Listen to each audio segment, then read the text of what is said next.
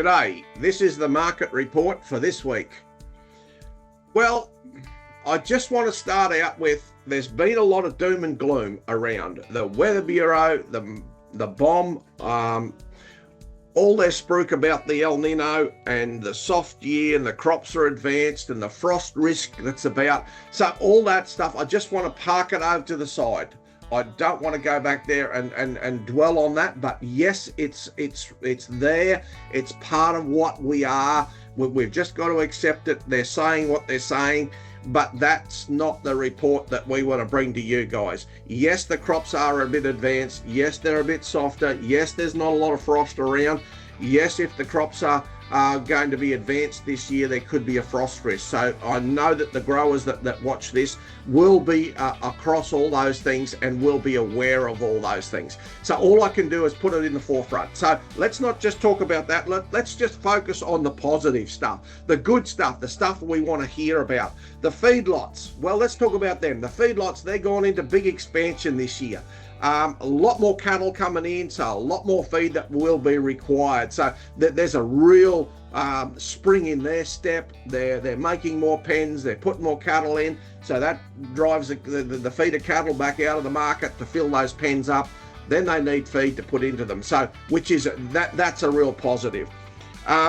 We just got to think of the Anthony last week was at Lambex, and he told about the positive vibe in the lamb industry and the sheep and what's happening there. So that's all exciting news. So you know, we've got to think of the positive side. There's an amazing start for this in this winter, and for the cattle industry and the sheep.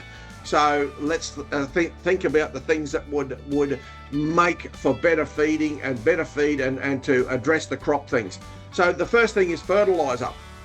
The fertiliser prices have settled a little bit, so we can think about that. Well, urea's not up on $1,400 a tonne. It's settled back to it's around its 800s, and that's a good price. That's a good number that it's settling back to. Even cheaper would be better.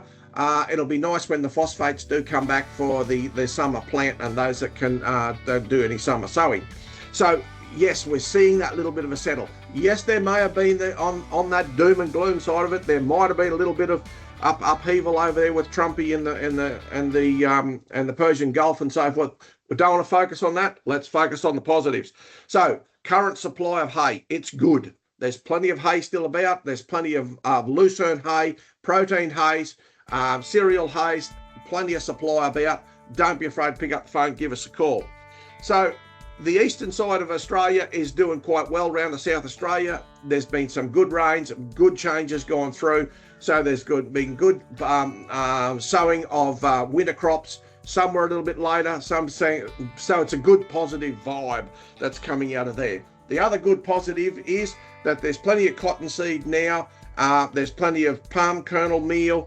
There's plenty of DDGs, so anybody that's putting some rations together to feed your background in cattle for this expansion in the feedlot industry, there is plenty of byproducts to make blends, to make mixes, to paddock feed or to paddock assist with some troughs and feed into that line.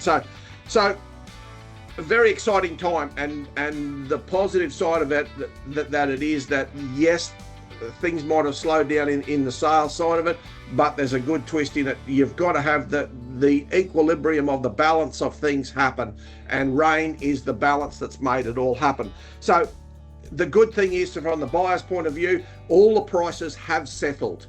If there's been a settling, a coming back, if you could call it, a settling out of prices, and the sellers of hays and commodity products are negotiable. So don't be afraid to put the numbers on the table and say, Neb, what can you do? Or Anthony or Dave, us guys in the sales team, what can you do to get me a bit better number for this or a better delivered price? So negotiation is key. So check your requirements, have a look at what you need. Don't be afraid to give us a call.